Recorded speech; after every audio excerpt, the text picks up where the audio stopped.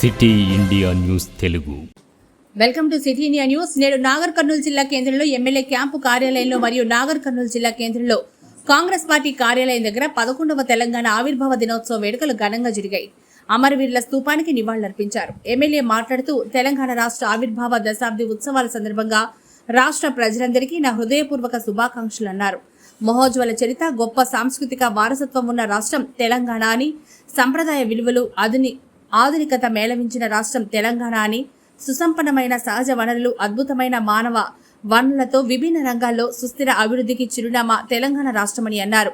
భిన్న సంస్కృతులను, భిన్న ప్రాంతాల ప్రజలను అక్కున చేర్చుకుంటూ మినీ భారత్లాగా విరసిల్లే తెలంగాణ రాజధాని హైదరాబాద్ అని, భిన్నత్వంలో ఏకత్వానికి గొప్ప ప్రతీక అని తెలిపారు. కోసం ప్రాణాలు అర్పించిన విద్యార్థులు వాళ్ళందరి సహకారంతో ఈరోజు తెలంగాణ తెచ్చుకొని 10వ సంవత్సరం మనం సెలబ్రేట్ చేసిన సందర్భంగా ఇక్కడ విచ్చేసిన కాంగ్రెస్ నాయకులందరికీ నా హృదయపూర్వక నమస్కారాలు తెలుపుతూ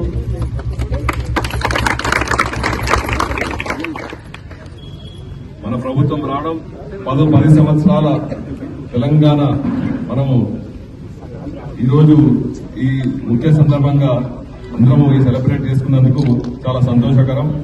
మొదటిసారి కాంగ్రెస్ పార్టీ తెలంగాణ వచ్చిన తర్వాత మన ప్రభుత్వం రావడం, మనం సెలబ్రేట్ చేసుకోవడం, మన ముఖ్యమంత్రి గారు దాన్ని పెద్ద ఎత్తున పర్యటక గ్రౌండ్ లో అదేవిధంగా చనిపోయిన వాళ్ళకు ట్యాంక్ బండ్ మీద నివాళులు అర్పించడం సంతోషకరం.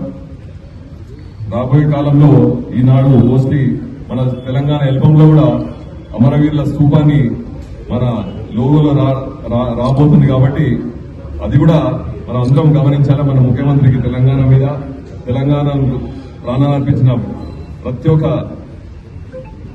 అమరవీరులకు వాళ్ళ కోసమని మన ఎంబ్లెం తయారు చేయబడుతుంది. అదేవిధంగా ఈ 10 సంవత్సరాలు తెలంగాణ ఎంత మనం మోసపోయినా ఇప్పటి నుంచి కాంగ్రెస్ పార్టీలో అందరం మంచిగా చేసుకుందామని చెప్పి మీ అందరికీ ధన్యవాదాలు తెలుసుకుంటూ సెలవు తీసుకుంటూ